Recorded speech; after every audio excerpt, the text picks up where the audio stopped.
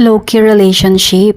Yan ang bansag sa kapamilya lovers na sina Janine Gutierrez at Jericho Rosales. Hindi masyado nagpo-post ang dalawa sa kanilang social media na magkasama, pero maraming Ekonin fans ang nagpo-post ng mga video at picture nila together.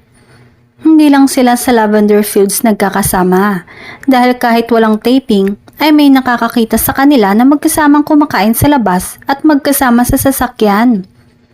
At tulad nga ng nabanggit ng kapatid ni Janine na si Diego, ay madalas daw nga sa bahay ni Janine ang aktor.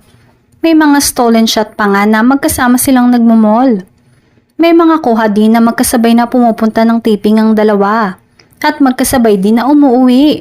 Minsan ay si Jericho ang makikitang nagdadrive kasama si Janine at minsan naman ay si Janine ang nasa driver seat. Ano ba talaga ang status ng relationship nila? Nasa getting to know each other pa rin ba? Hula ng mga netizen ay sila na talaga ngunit hindi pa nila ina-announce in public.